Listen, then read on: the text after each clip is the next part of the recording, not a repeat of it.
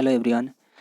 আজকের ক্লাস হচ্ছে ফিজিক্যাল সায়েন্সের ওপরে, ঠিক আছে। স্ট্রাকচার অফ দ্য অ্যাটম, পরমাণুর গঠন, ঠিক আছে। এই চ্যাপ্টারটা খুব ইম্পর্ট্যান্ট। অনেকগুলো বেশ কয়েকটা কোশ্চেন আছে, তোমরা প্রিভিয়াস ইয়ার যদি কোশ্চেন ফলো করে থাকো তাহলে দেখতে পাবে যে বেশ কয়েকটা কোশ্চেন কিন্তু এখান থেকে আসে, অন্ততপক্ষে 2-3টে এক্সপেক্ট করতে পারো, ঠিক আছে। চলো। আর তাছাড়া এই এই যে মানে কনসেপ্টগুলো হবে, ঠিক আছে, এটা অনেকটা কাজে লাগে বিভিন্ন অন্য চ্যাপ্টারে, ঠিক আছে। চলো, পরমাণুর গঠন। তো পরমাণু আমাদের কি জানি আমরা পরমাণু সম্বন্ধে, যে পরমাণু হচ্ছে একটা ক্ষুদ্রতম অংশ কিসের, প্রত্যেকটা পদার্থের। আর একটা জিনিস খুব ইন্টারেস্টিং, যে শুধুমাত্র পদার্থ মানে পদার্থ বলতে জড় বস্তুর মধ্যে যে পদার্থ তা নয়। এটা কিন্তু পরমাণু মানে তোমার হচ্ছে সে জীব হোক, জড় বস্তু হোক, যে কোনো ধরনের এই বিশ্বব্রহ্মাণ্ডে যা কিছু আছে, ঠিক আছে, সমস্ত কিছুই অ্যাকচুয়ালি শেষ পর্যন্ত আমরা যদি মানে ক্ষুদ্র অংশ দেখতে চাই তাহলে ক্ষুদ্র অংশ কিন্তু পরমাণু দাঁড়াবে, ঠিক আছে। আমাদের শরীর যে গঠিত বিভিন্ন বিভিন্ন তোমার জৈব রাসায়নিক পদার্থ রয়েছে, তাই তো। কার্বোহাইড্রেট, প্রোটিন, ফ্যাট রয়েছে, তারপর নিউক্লিক অ্যাসিড রয়েছে, তারপরে হচ্ছে আরও যে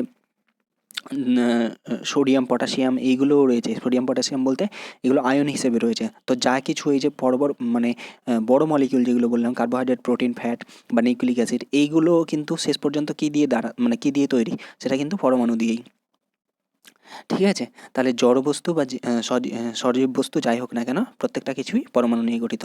এবারে এই পরমাণুর ক্ষেত্রে অ্যাকচুয়ালি কী দেখা গেছে, যে পরমাণু হয়ে থাকে আমাদের, পরমাণুর দুটো অংশ থাকে আমরা জানি। দুটো অংশ কী কী? একটা হচ্ছে সেন্ট্রাল পার্ট, ঠিক আছে, ভেতরের অংশটাকে কী বলা হয় থাকে, নিউক্লিয়াস। আর তার চারপাশে কী হয়, ইলেকট্রনগুলো ঘুরতে থাকে। যেটা ইলেকট্রনগুলো কি, ইলেকট্রনগুলো হচ্ছে তোমার হচ্ছে ঋণাত্মক চার্জ, তাই তো, ঋণাত্মক চার্জ যুক্ত কণা। আর এই ভেতরে যেটা নিউক্লিয়াস অংশটা বললাম, সেখানে কি কি রয়েছে, প্রোটন এবং নিউট্রন। তার মধ্যে প্রোটনটা হচ্ছে আমাদের ধনাত্মক চার্জ, ঠিক আছে, মানে পজিটিভ। আর নিউট্রনটা হচ্ছে নিউট্রাল, ঠিক আছে, ওর কোনো চার্জ নেই। তাহলে প্রোটন এবং নিউট্রনের সমষ্টি হলো নিউক্লিয়াসের মধ্যে, আর তার চারিদিকে ঘুরতে রয়েছে ইলেকট্রনগুলো। এই যে গঠনটা বললাম পরমাণুর, সেই পরমাণুর এই গঠনটা অ্যাকচুয়ালি দিয়েছে কে, রাদারফোর্ড। বিজ্ঞানী রাদারফোর্ড কী করেছিলেন, বিভিন্ন একটা পরীক্ষার মাধ্যমে তিনি এই কনক্লুশনগুলো টেনেছিলেন, ঠিক আছে, যে পরমাণুর অতি ক্ষুদ্র অংশ সেটা হচ্ছে নিউক্লিয়াস, যেখানে প্রোটন এবং নিউট্রনগুলো রয়েছে। আর তার চারপাশে রয়েছে ঘুরতে রয়েছে, হ্যাঁ, সার্কুলার মতো, মানে বৃত্তাকার পথে ঘুরতে রয়েছে ইলেকট্রন। যেগুলো, এই যে ইলেকট্রনগুলো যে ঘুরছে সেইগুলোকে বিভিন্ন কক্ষপথ বলা হয়ে থাকে। বিভিন্ন কক্ষপথে ঘুরতে রয়েছে, ঠিক আছে। ওকে, চলো। তো এখানে রাদারফোর্ডের মডেলটা দেখো, এখানে একটা এক্সপেরিমেন্ট আছে। কি করেছিল দেখো, কয়েকটা আলফা কণা, বাঁদিকের ছবিটা দেখতে থাকো তোমরা, অন স্ক্রিনে যেটা দেখা যাচ্ছে। তো এবার আলফা কণা হচ্ছে একটা সোর্স থেকে পাঠানো হচ্ছে, ঠিক আছে। আর একটা পদার্থকে নেওয়া হয়েছে, সোনার মানে আহ, কিছুটা পরিমাণকে নেওয়া হয়েছে, যার মধ্যে আলফা কণাকে কি করা হচ্ছে, অ্যাটাক করা হচ্ছে বলতে পারো। তো আলফা কণা আসছে, এইবারে দেখা যাচ্ছে কি, যে আলফা কণা যে এসেছে, আলফা কিন্তু চার্জড, ঠিক আছে। ওটা একটা চার্জড মানে হচ্ছে কি বলবো, তোমার হচ্ছে আধানযুক্ত, ঠিক আছে। আলফা কণা হচ্ছে আধানযুক্ত কণা আসছে, বেশিরভাগই দেখা যাচ্ছে তারা স্ট্রেট লাইন সোজা পাস করে যাচ্ছে, ঠিক আছে। কোথাও মানে আহ, ওর ওর যে ডাইরেকশনটা কোনো চেঞ্জ করছে না। গেল, এইখান থেকে বোঝা যাচ্ছে মানে বেশিরভাগ স্থানেই ফাঁকা পরমাণুর, কারণ কোনো কিছু ধাক্কা পাচ্ছে না পরমাণুর মধ্যে দিয়ে, যখন যাচ্ছে তখন কোনো ধাক্কা পাচ্ছে না আলফা কণাটা, চার্জড পার্টিকেল হওয়া সত্ত্বেও, ঠিক আছে। এইবারে কিছু আলফা কণা কি হচ্ছে, মানে তোমার ডাইরেকশন চেঞ্জ করছে ধাক্কা পেয়ে। এই ধাক্কাটা পেয়ে কেন, এটা কারণ হচ্ছে যে নিউক্লিয়াস যে অংশটা রয়েছে, অল্প পরিমাণ জায়গা পরমাণুর মধ্যে, সেখানে কি আছে আমাদের জানলাম যে প্রোটন আছে আর নিউট্রন। প্রোটন হচ্ছে চার্জড পার্টিকেল, তো প্রোটন চার্জড পার্টিকেল, আর হচ্ছে আলফা কণাও চার্জড পার্টিকেল। তো পরস্পরকে কি করবে, হয় আকর্ষণ করবে অথবা বিকর্ষণ। কিন্তু আকর্ষণ না বিকর্ষণ কি করে জানবো আমরা, কুলম্বের সূত্র অনুযায়ী কি হয়ে থাকে, যে যদি সমধর্মী হয়, মানে আলফা কণা আসলে তোমাদের বলে রাখি, আলফা কণা হয় 2He4 2+, ওকে। তাহলে আলফা কণা হচ্ছে আমাদের ধনাত্মক চার্জ যুক্ত কণা। এবার ধনাত্মক চার্জ যুক্ত কণা আলফা কণা, আর এই প্রোটনও হচ্ছে ধনাত্মক। তাহলে ধনাত্মক ধনাত্মক কী করে, কুলম্বের সূত্র অনুযায়ী বিকর্ষণ করে, যার ফলে আলফা কণার ফিরে আসছে আগের পথে, ঠিক আছে, তো বিকর্ষণ করার জন্যে। আর এইবারে সেই জন্য জানা যাচ্ছে নিউক্লিয়াস হচ্ছে খুব ক্ষুদ্রতম অংশ। আর যদি মানে বিপরীত ধর্মী আধান হতো তাহলে পরস্পরকে আকর্ষণ করতো। এটা আমাদের কোন সূত্র থেকে, বিজ্ঞানী কুলম্বের সূত্র থেকে আমরা জানি। ওকে, ওকে, তাহলে রাদারফোর্ডের মডেলটা জানা গেল। এরপরে আমরা চলে যাব বোরের মডেল মূলত যেটা করেছে যে নিউক্লিয়াস তো রয়েছে, এবার নিউক্লিয়াসের চারিদিকে কিন্তু ইলেকট্রনগুলো নির্দিষ্ট কক্ষপথে ঘুরতে থাকে। এইটা হচ্ছে বোরের মডেল। ওই যে নির্দিষ্ট কক্ষপথে ঘুরতে থাকে মানে তারা কিন্তু মানে হয় না, র্যান্ডমলি এটা এক স্থান থেকে অন্য স্থানে চলে যাবে না, একটা নির্দিষ্ট পথে সার্কুলার পথে ঘুরতে রয়েছে। এইটাকেই বলা হয়ে থাকে আমাদের কক্ষপথ। তাহলে ঠিক আছে, বিশেষ কক্ষপথ রয়েছে। আর একটা কি, স্থায়ী কক্ষপথে ঘোরার সময় ইলেকট্রনগুলি কোনো শক্তি বিকিরণ করবে না, মানে ওদের যে শক্তি রয়েছে সেই শক্তিটা একটা নির্দিষ্ট শক্তি কিন্তু দরকার পড়ছে, কারণ হচ্ছে ইলেকট্রনগুলো ঘুরতে রয়েছে। এই শক্তি কিন্তু বিকিরণ করবে না, মানে কোনো শক্তির হ্রাস হচ্ছে না বা বাড়ছে না। হ্রাস হলে কি হবে, তারা তারা কিন্তু এই নিউক্লিয়াসের কাছে চলে আসতে পারতো, কিন্তু সেটা ঘটে না। এই দুটো জিনিস তাহলে বোরের তত্ত্ব থেকে আমরা জানি যে বিভিন্ন নির্দিষ্ট কক্ষপথে ঘুরে, আর কক্ষপথে ঘোরার সময় কোনো শক্তির মানে আহ, করে না, শক্তি বিকিরণ করে না। ঠিক আছে, এবারে এই ফিগারটা দেখো, এই ফিগারটাতে কি হচ্ছে, বোরের মডেল অনুযায়ী কি হচ্ছে, নিউক্লিয়াস কেন্দ্রক ধরা হয়েছে আর তার চারিদিকে যে বিভিন্ন কক্ষপথ, এই কক্ষপথগুলো দেখো এনার্জির ব্যাপারটা আসছে, মানে কক্ষপথ মানে ইলেকট্রনের যত এনার্জি বাড়বে সে হচ্ছে দূরের কক্ষপথে চলে যাবে। এই কক্ষপথগুলোর নাম নাম কি, কে দিয়ে শুরু হয়, কে এল পরপর আছে, কে এল এম এন, এরকমভাবে চলতে থাকে। কে কক্ষপথ মানে স্মল এন ইজিক্যালস টু 1 দেওয়া আছে, দেখতে পাচ্ছ। স্মল এনটার নাম বলা থাকে মুখ্য কোয়ান্টাম সংখ্যা। কি বলা হয়, মুখ্য কোয়ান্টাম সংখ্যা বা প্রিন্সিপাল কোয়ান্টাম নাম্বার। ওকে, তাহলে মুখ্য কোয়ান্টাম সংখ্যার মানের উপর নির্ভর করে আমাদের কোন কক্ষপথে আছে সেটা বলতে পারবো। যদি বলি যে মুখ্য কোয়ান্টাম সংখ্যার মান 2 হলে ইলেকট্রনটি কোন কক্ষপথে রয়েছে, তখন আমাদের বলতে হবে এল কক্ষপথ। একই রকমভাবে মুখ্য কোয়ান্টাম সংখ্যা যখন 4, তখন ইলেকট্রনটি কোন কক্ষপথে রয়েছে, তখন সেটা হবে এন কক্ষপথ। ঠিক আছে, এরকম। ওকে, আচ্ছা, ঠিক আছে। তাহলে মুখ্য কোয়ান্টাম সংখ্যার মান 1 2 3 4 এরকমভাবে চলতে থাকবে, আর সেই কক্ষপথটার নাম হচ্ছে কে এল এম এন, এরকমভাবে। ওকে, ওকে, চলো। এটা এটা কোন তত্ত্ব থেকে, এটা হচ্ছে বোরের মডেল থেকে। ঠিক আছে, ওকে, চলো। আচ্ছা, এই যে আমরা স্মল এন এর মানের উপর নির্ভর করে কক্ষপথের নাম বললাম, এবার ওই কক্ষপথে কতগুলো ম্যাক্সিমাম ইলেকট্রন থাকতে পারে সেটা কিন্তু একটা সূত্র আছে, সেটা হচ্ছে আমাদের 2n², 2 স্মল এন এর স্কোয়ার।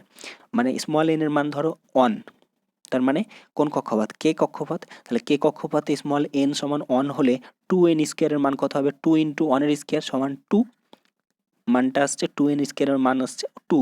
তার মানে প্রথম যে কক্ষপথ কে কক্ষপথ সেটাতে ইলেকট্রন, সর্বোচ্চ ইলেকট্রনের সংখ্যা কত হতে পারে, 2।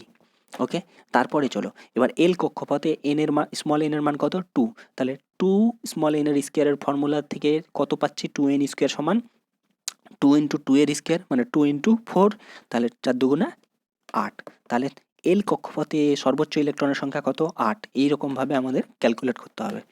ঠিক আছে, তাহলে আমরা স্মল এন এর মান পেলে আমরা বলতে পারবো কক্ষপথের নাম, তার সাথে সাথে ওই কক্ষপথে সর্বোচ্চ ইলেকট্রনের সংখ্যা যেটা হচ্ছে 2 স্মল এন এর স্কোয়ার। ওকে, চলো। আচ্ছা,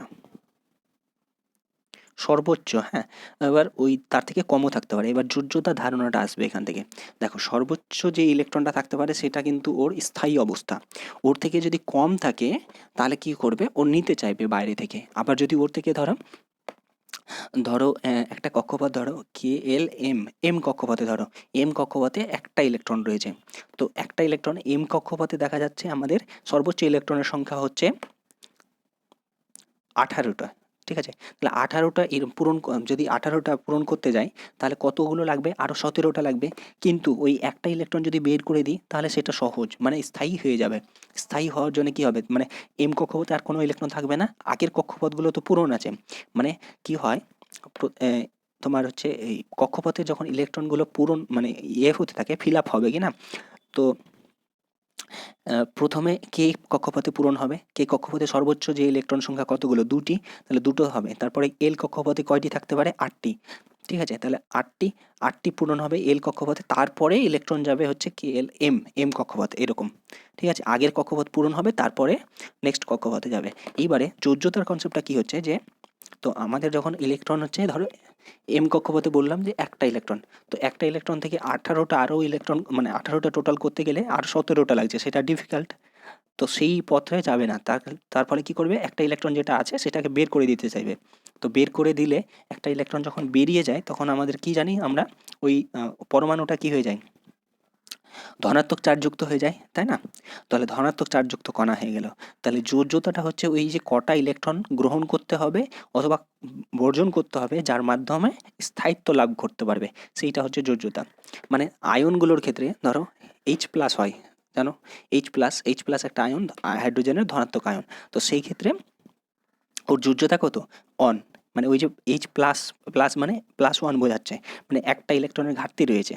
তো ওই আধানের মানটাকে আমরা যোজ্যতা বলতে পারি আয়নের ক্ষেত্রে, ঠিক আছে? তো এবার এখানে দেখো কয়েকটা জিনিস দেওয়া আছে। হাইড্রোজেন, তো হাইড্রোজেনের ক্ষেত্রে একটি কক্ষপথ রয়েছে মাত্র, সেটাতে একটা ইলেকট্রন রয়েছে, কারণ হাইড্রোজেনের পরমাণু ক্রমাঙ্ক 1। হিলিয়ামের পরমাণু ক্রমাঙ্ক কত, 2। দুটি পরমাণু ক্রমাঙ্ক মানে হচ্ছে প্রোটন সংখ্যা, পরমাণু ক্রমাঙ্ক মানে প্রোটন সংখ্যা, আর প্রোটন সংখ্যা যত হবে ততগুলোই ইলেকট্রন থাকবে নিউক্লিয়াসের বাইরে পরমাণুর ক্ষেত্রে। এটা নিস্তড়িত পরমাণুর ক্ষেত্রে। কিন্তু পরমাণুটা যখন আয়নিত হবে তখন কি হবে, আয়ন হওয়ার জন্য অ্যাকচুয়ালি হয় ইলেকট্রন বেরিয়েছে বা গ্রহণ করেছে, তখন আলাদা হবে। কিন্তু নিস্তড়িত যখন এমনি পরমাণু অবস্থায় আছে তখন আমাদের হচ্ছে পরমাণু ক্রমাঙ্ক যা আছে, ঠিক আছে, পরমাণু ক্রমাঙ্ক মানে প্রোটন সংখ্যা, আর সেই সেম একই সংখ্যক ইলেকট্রন থাকবে নিউক্লিয়াসের বাইরে, ঠিক আছে? এটা আমাদের মনে রাখতে হবে। তো হিলিয়ামের ক্ষেত্রে পরমাণু ক্রমাঙ্ক আমরা 2 জানি, তাহলে 2টি ইলেকট্রন। লিথিয়ামের ক্ষেত্রে পরমাণু ক্রমাঙ্ক 3, তাহলে 3টি ইলেকট্রন। এবার লিথিয়ামের ক্ষেত্রে দেখো 3টি ইলেকট্রন কিভাবে থাকবে, প্রথম কক্ষপথে কটি থাকতে পারে হাইয়েস্ট, 2টি, তাহলে 2টি তো পূরণ হয়ে গেল, কিন্তু আরেকটা ইলেকট্রন কোথায় যাবে, পরের কক্ষপথে, সেটা হচ্ছে এল কক্ষপথ, তাই তো? এবার একই রকমভাবে আমাদের বাড়তে রয়েছে। চলো, এটা তোমরা নিজেরাই বানাতে পারবে কোন কক্ষপথে কটি থাকবে। তোমরা যদি মানে সর্বোচ্চ ইলেকট্রন সংখ্যাটা জেনে থাকো, কে কক্ষপথে সর্বোচ্চ ইলেকট্রন সংখ্যা 2, এল কক্ষপথে 8, তারপরে কে এল এম কক্ষপথে কটি, 3 3 9 9 18টি, তাহলে 2 8 18, কে এল এম হলো। এন কক্ষপথে কটি হবে, তাহলে 4 4 4 16 32, ঠিক আছে, এরকমভাবে। ওকে, দেখো এখানে ইলেকট্রন বিন্যাসটা দেওয়া আছে। ইলেকট্রন বিন্যাস হাইড্রোজেনের ক্ষেত্রে কী আছে, চিহ্নটা কি, হাইড্রোজেন একটি মৌল, সেটার চিহ্ন হচ্ছে এইচ। এটা পারমাণবিক ক্রমাঙ্ক কত, মানে পারমাণবিক সংখ্যা, ঠিক আছে, পরমাণু ক্রমাঙ্ক বা পারমাণবিক সংখ্যা সেটা 1। প্রোটন সংখ্যা 1 হবে। নিউট্রন সংখ্যা কটি, নিউট্রন সংখ্যা 0। কেন, কারণ হচ্ছে পরমাণু ক্রমাঙ্ক হচ্ছে প্রোটন সংখ্যা নির্দেশ করে, আর পারমাণবিক ভর বলে একটি জিনিস হয়, সেটি হচ্ছে প্রোটন প্লাস নিউট্রন। হাইড্রোজেনের ক্ষেত্রে নিউট্রন সংখ্যা নেই, যার জন্য পরমাণু ক্রমাঙ্ক এবং পারমাণবিক ভর সেম, কারণ নিউট্রন সংখ্যা নেই। এবার দেখো প্রোটন সংখ্যা আর ইলেকট্রন সংখ্যা সেম হাইড্রোজেনের ক্ষেত্রে, প্রত্যেকটার ক্ষেত্রেই তাই হবে যতক্ষণ নিস্তড়িত আছে। আয়ন হলে তখন চেঞ্জ হবে, ঠিক আছে? এবার দেখো যোজ্যতা কত হলো, 1, কারণ হচ্ছে একটি ইলেকট্রন রয়েছে। এবার হিলিয়ামের ক্ষেত্রে দেখো, হিলিয়ামের ক্ষেত্রে পারমাণবিক সংখ্যা 2, তাহলে প্রোটন সংখ্যাও নিশ্চয়ই 2, নিউট্রন সংখ্যা 2। এটা আমার নিউট্রন সংখ্যা কী করে জানবো, পারমাণবিক ভর সংখ্যা জেনে আমাদের জানতে হবে। মানে পারমাণবিক ভর সংখ্যা আমাদের ওটা কিন্তু মুখস্থ রাখতে হবে, পরমাণু ক্রমাঙ্ক কোনটার কত এবং পারমাণবিক ভর সংখ্যা কত তার, সেটা জানতে হবে। এই দুটো জানা থাকলে আমরা প্রোটন সংখ্যা তো বলতেই পারবো, পারমাণবিক ক্রমাঙ্ক থেকে প্রোটন সংখ্যা সেম হয়ে যাবে। আর পারমাণবিক ভর সংখ্যা যেটা, সেটা মানে হচ্ছে প্রোটন প্লাস নিউট্রন। তাহলে প্রোটন প্লাস নিউট্রন জানা আছে, আর প্রোটনের সংখ্যাও জানা আছে। তাহলে প্রোটন প্লাস নিউট্রন থেকে প্রোটন বাদ দিয়ে দিলেই নিউট্রনের সংখ্যা পেয়ে যাব, ঠিক আছে? তো সেরকমভাবে নিউট্রন সংখ্যা পেয়ে যাব, আর পারমাণবিক ক্রমাঙ্ক যা হবে সেটাই হবে ইলেকট্রন সংখ্যা, ঠিক আছে? তো এরকমভাবে আমাদের মোটামুটি তোমরা চেষ্টা করবে 20 নাম্বার মানে 20 পরমাণু ক্রমাঙ্ক পর্যন্ত মনে রাখার, ঠিক আছে? ওকে, চলো। আর এটা মনে রাখার উপায় হচ্ছে তোমরা করবে, ওই পর্যায় সারণী যেটা আছে সেটা মাঝে মাঝে দেখতে থাকবে, একদম বসে মুখস্থ করার অত ট্রাই করার দরকার নেই। তোমরা মাঝে মাঝে দেখতে থাকলেই না ঠিক মনে থেকে যাবে।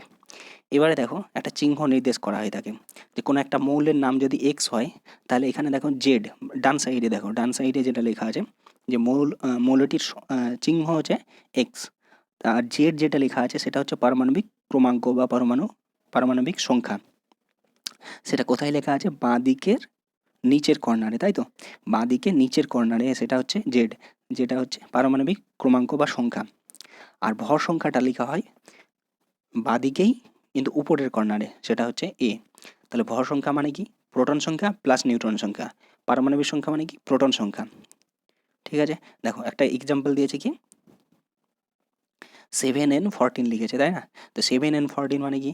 এখানে 7টা হচ্ছে পারমাণবিক সংখ্যা মানে হচ্ছে প্রোটন সংখ্যা, আর 14 হচ্ছে পারমাণবিক ভর মানে হচ্ছে প্রোটন প্লাস নিউট্রন। তাহলে 14 থেকে যদি আমার পারমাণবিক ক্রমাঙ্ক মানে 7 বাদ দিই তাহলে নিউট্রন সংখ্যা পেয়ে যাব। তাহলে নাইট্রোজেনের ক্ষেত্রে নিউট্রন সংখ্যা কত হলো? 7 হয়ে গেল, তাই তো? এরকমভাবে আমরা বের করতে পারবো। ওকে,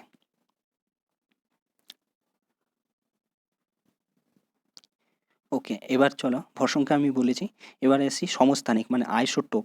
সমস্থানিক বা আইসোটোপ, আইসোটোপ হচ্ছে কিছু মৌল আমরা দুই একের অধিক মৌলকে ধরো কম্পেয়ার করছি, যাদের কি হচ্ছে আইসোটোপ মানে প্রোটন সংখ্যাটা সেম। আইসোটোপে পি আছে, তাই তো? সেই পি থেকে আমরা মনে রেখে দেবো যে প্রোটন সংখ্যা সেম, আইসো মানে সেম, আর পি থেকে প্রোটন সংখ্যা সেম মনে রেখে দেবো।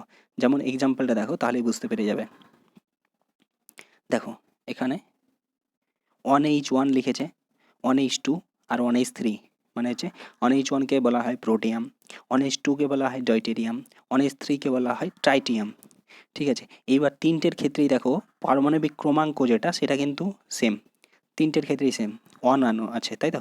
তাহলে পারমাণবিক ক্রমাঙ্ক সেম মানেই হচ্ছে প্রোটন সংখ্যা সেম, তাহলে এটা হচ্ছে অ্যাকচুয়ালি আইসোটোপ, কিন্তু ভর সংখ্যাটা আলাদা। তাহলে পারমাণবিক ক্রমাঙ্ক সেম কিন্তু ভর সংখ্যা আলাদা, এইটাই হচ্ছে আইসোটোপ। একই রকমভাবে 6C12 আর 6C14 দুটোর ক্ষেত্রে পারমাণবিক ক্রমাঙ্ক বা প্রোটন সংখ্যা সেম 6, কিন্তু ভর সংখ্যা আলাদা, সেই জন্য এরা পরস্পরের আইসোটোপ। একই রকমভাবে ক্লোরিনের হচ্ছে 17 ক্লোরিন 35 হয় আর একটা 17 ক্লোরিন 37, তো দুটোর ক্ষেত্রে পরমাণু ক্রমাঙ্ক হচ্ছে সেম 17, আর ভর সংখ্যাটা আলাদা, যার জন্য এরা পরস্পরের আইসোটোপ। এখানেও তোমরা মনে রাখবে যে কার্বনের যেটা 6C12 বললাম এটা নর্মাল, এটার সংখ্যা মানে এটার পার্সেন্টেজ বেশি আমাদের প্রকৃতিতে, আর যেটা 6C14 সেটা হচ্ছে অ্যাকচুয়ালি তেজস্ক্রিয় পদার্থ। এইটা 6C14টা আমাদেরকে ব্যবহার করা হয়ে থাকে কিসে? তোমার হচ্ছে গাছের বয়স নির্ধারণ করতে, ঠিক আছে? গাছে যেহেতু কার্বন থাকে কার্বোহাইড্রেট হিসেবে, তো ওটার বয়স নির্ধারণ করার জন্য এই তেজস্ক্রিয় পদার্থটা ব্যবহার করি আমরা। ঠিক আছে, তাহলে আইসোটোপ মানে প্রোটন সংখ্যা সেম বা পরমাণু ক্রমাঙ্ক সেম কিন্তু ভর সংখ্যা আলাদা, সেটা হচ্ছে আইসোটোপ। এরপরে আমরা আসছি এরপরে আসছি আমরা আইসো বার। তাহলে আইসো বারের ক্ষেত্রে আইসো তো অবশ্যই, আর বার বলতে এখানে ভর সংখ্যা বোঝাচ্ছে এমন কিছু মৌল যারা পরস্পরের মানে যাদের ভর সংখ্যা কিন্তু সমান আর প্রোটন সংখ্যা বা পরমাণু ক্রমাঙ্ক আলাদা, তাদেরকে বলা হয় আইসো বার। যেমন কি বলছে? ক্যালসিয়াম, হ্যাঁ, পারমাণবিক ক্রমাঙ্ক ক্যালসিয়ামের হচ্ছে 20 আর পারমাণবিক ক্রমাঙ্ক আর্গনের হচ্ছে 18, কিন্তু এদের এমন একটা মৌল আছে যাদের ভর সংখ্যা জনের 40, তাহলে সেইটা হয়ে যাচ্ছে সরি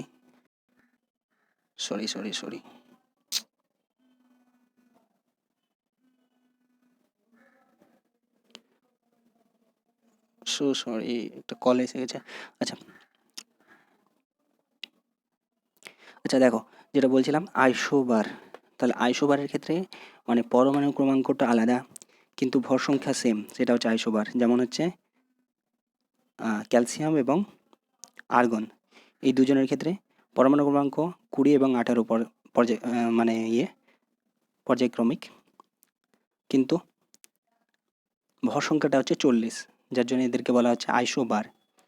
ঠিক আছে, আইসোবারের ক্ষেত্রে কি হয়? আইসোবারের ক্ষেত্রে পরমাণু ক্রমাঙ্ক হচ্ছে আলাদা কিন্তু ভর সংখ্যা সেম, সেটা হচ্ছে আইসোবার। ওকে, চলো চ্যাপ্টারটা হয়ে গেছে। ওকে, আইসোবারের এক্সাম্পলটা মনে রাখবে ক্যালসিয়াম এবং আর্গন দুজনের হচ্ছে পারমাণবিক ক্রমাঙ্ক আলাদা কিন্তু ভর সংখ্যা হচ্ছে দুজনেরই 40, তাই এদেরকে বলা হয় আইসোবার। চলো, থ্যাংক ইউ। পরে আবার অন্য টপিকস নিয়ে আমরা আলোচনা করবো, ঠিক আছে? চলো, থ্যাংক ইউ।